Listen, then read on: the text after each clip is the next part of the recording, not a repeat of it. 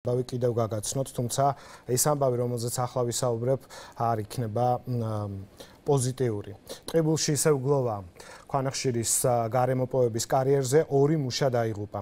2 მაისის ტრაგედიას წინ 5 აპრილი უძღოდა, მაშინ მინდელის შახტში მომხდარ ნგრევას 6 პირი ემსხვერპლა, 3 დაშავდა.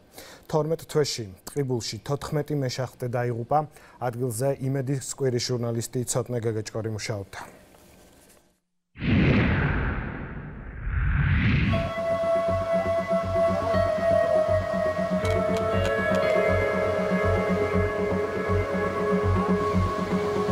ქვანახშირის კარიერი მიწისქვეშ 35 მეტრზე ჩადის. როგორც ხედავთ, ახლა გვირაბზე ხის მორებია გადაფარებული.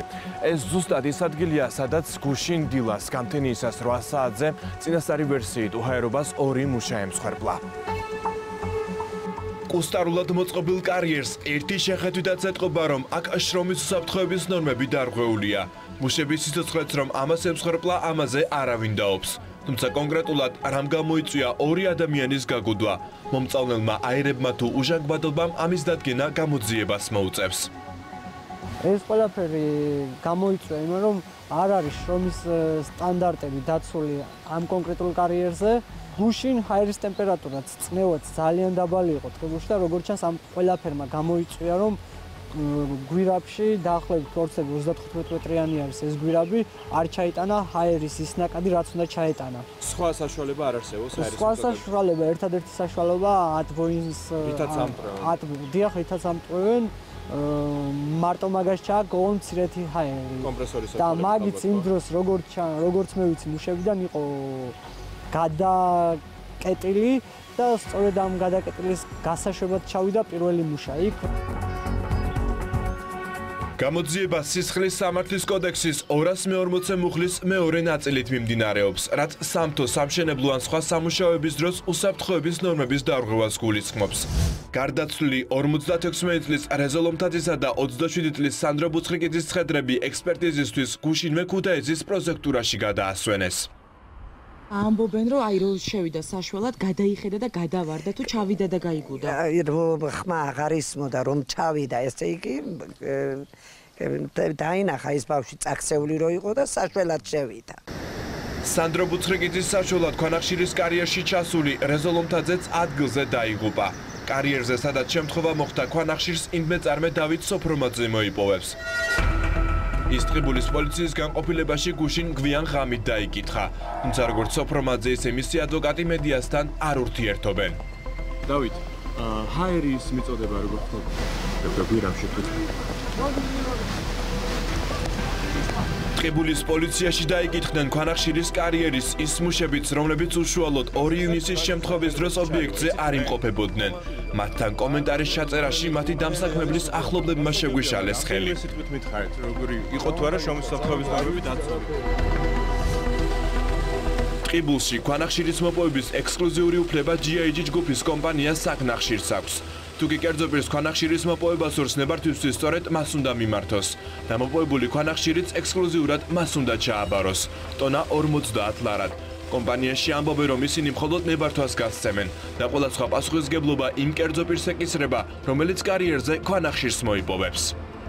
მონიტორს ახორციელებთ ეს თქვათ იმ მიმართულებით, რომ ეს ასე თქვათ არ გაცდეს იმ კოორდინატებს, რაც ჩვენ მას განუსაზღვროთ ჩვენი ესე თქვათ სამთო მინაკუთვნის ტერიტორიაზე, რაც შეეხება ტექნიკური უსაფრთხოების მიმართულებით, მას იქ როგორი ესე თქვათ შრომის უსაფრთხო პირობებია შექმნილი, სავალდებულო მისთვის ესე თქვათ შესაძლებელი თვითონ უნდა უზრუნველყოს ამ კომპანიამ და ასევე რა თქმა უნდა ალბათ სახელმწიფო მაკონტროლებლებმა ორგანოებმა. და არა საკნახშირმა. არა საკნახშირმა ბუნებრივია. ვინ არის პასუხისმგებელი, ასე ვთქვათ, ტექნიკური ზედამხედველობა განახორციელოს ამ კუსტარულ მოპოვების სამუშაოებზე? რა თქმა უნდა, ხელშეკრულებებისთანაც აქვს გაფორმებული ბენარდეს. ამ შემთხვევაში თქვა დავით სოფრომაძეს, GIG ჯგუფიდან სპეციალისტი არის პასუხისმგებელი და თვითონ მეწარმეც პასუხისმგებელია უსაფრთხოების ზომების დაცვასთან დაკავშირებით. როცა მე თქვენ გთხოვთ, რომ მომაწოდეთ ეს პროდუქცია, ესე იგი ეს იმას ნიშნავს, რომ იქ რაღაც პასუხისმგებლობის წილი მეც მეგესება. თან ლიცენზიანტი ვარ, აუცილებლად. ტყიბულის მერის ინფორმაციით, ეს კერძო კარიერზე პირველი უბედური შემთხვევაა. მსგავსი კუსტარული ქვანახშირის მოპოვების კი სულ 24-მდე ობიექტია. სადაც დაახლოებით 130 ადამიანია დასაქმებული. თითო მუშას 1 ტონა მოპოვებული ქვანახშირიდან გასამრჯელოდ 20 ლარი ერგება.